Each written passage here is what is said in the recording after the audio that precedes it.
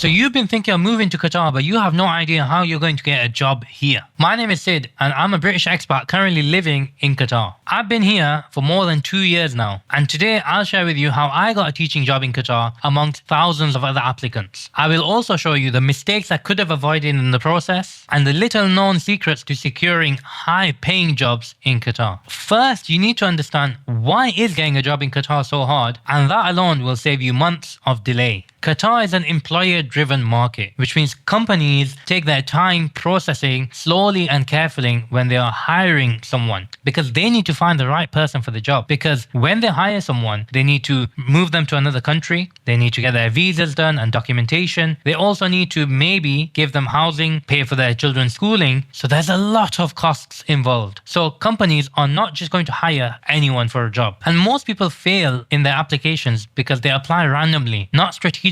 You can't apply for a job that has 10 years experience minimum required if you've only just graduated. I mean, make it make sense. You're asking an employer to fly you out to another country, pay for your accommodation, pay you a tax-free salary, and all you can offer is that you are a graduate. Like, let's be real. And you also need to know that different employers have different requirements. In teaching, a PGCE is a must. If you're applying to be a teacher without a PGCE, you're already far behind the thousands of other applicants. But understanding the market is just step one. Even if you understand, that doesn't mean you're going to get a job. You need a good CV and good application to back you up. And in my opinion, most importantly, a good personal brand or just an online footprint. Something I've noticed that employers do when they're first looking at CVs is they Google your name. And if you appear online, you're already ahead of the crowd. And it's even better if they go onto your LinkedIn and you actually talk about the space and you are passionate about what you do. That gives you a massive advantage compared to the other people that didn't have an online profile, didn't have a LinkedIn, or they had a LinkedIn that had some random profile picture, no description, and no experience. You need to make it super easy for employers to say, this is our guy. So after understanding what jobs you could potentially fit into, is step number 2 in building a CV that is going to do you favors. If you've got any international experience, add that in. If you have an exposure to the Middle East or internationally, then put that down, because that already gives you an advantage. You've experienced the culture, you've experienced working with people in the Middle East, so they don't have to guess whether you're the right fit. As my personal profile, I used to have a summary which was something like this: I am a dedicated, hardworking individual, blah, blah, blah, blah, blah. Instead, what I advise is 5 to 6 bullet points that show exactly what you have done, what you have accomplished, and what you are aiming toward. For me, as a teacher, I would have written, I achieved 90% A star to C within my first year of teaching in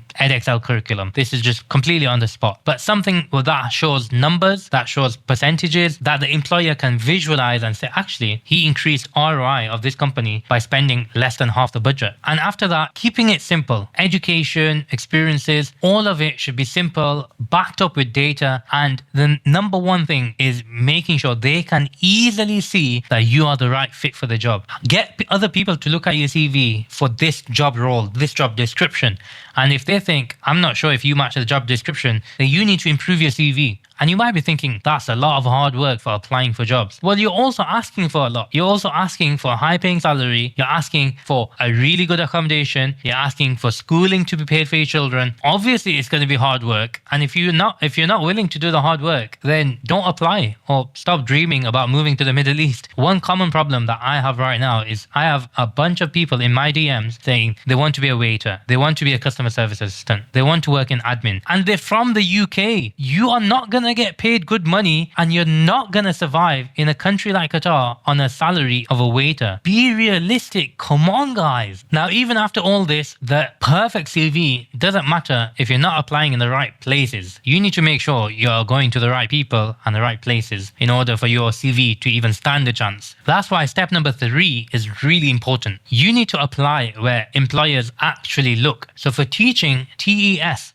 is a very commonly used platform, and there are so many international teaching jobs on there. Employers are actually looking on TES because it's an educational platform for education jobs. For corporate roles and professional roles, you might be looking more at LinkedIn. Now, I'm not saying use LinkedIn to apply, but LinkedIn gives you a really good understanding of who and which employers are currently hiring. My next step from there is finding the hiring manager, not just anyone from HR, finding the correct hiring manager from there and messaging them directly saying, saying, I've seen that this job is available at Qatar Airways. You're the hiring manager for this role. And obviously, that's not your first approach. Your first approach is just saying, hi, I saw that you support Man United. I do too. It's great to connect. You build that first rapport. Then you jump into other things, and slowly over time, you build that connection. And if you're not willing to build those connections, maybe it's not for you. By the way, if you're planning to move here, I've created a complete Qatar relocation guide. It shows you the exact steps I followed for visas, documents, and everything else that I wish someone had told me when I first moved. There's no pressure at all, but if you want to avoid all these mistakes, then this is something you want to have in your locker. And the link is in the description. And step number 4 is you've managed to get yourself into an interview.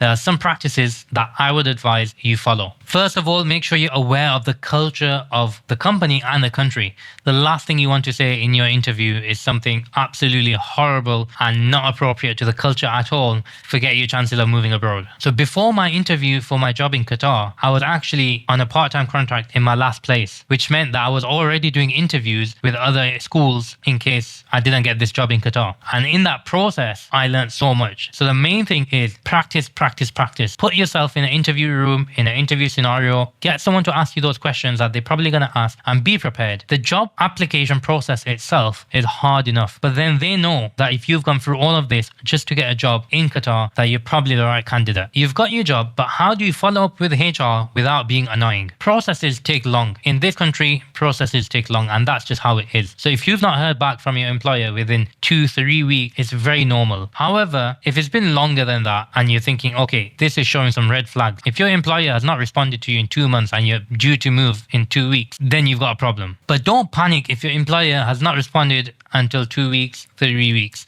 This is quite common actually. And I would advise being patient whilst kind of following up in a reasonable way. You will find out what your line is, but over a month and a half, okay, like that's too long and something gone wrong here. There are no shortcuts. This is just how it is. And if you're not willing to work hard to even get yourself across the line, someone else is. So if you follow everything I've told you in this video, it should increase your chances of getting a job dramatically. And once you get a job, you'll want to know what is the cost of living in Qatar. So to find out, check out this video here. This is From Across Qatar.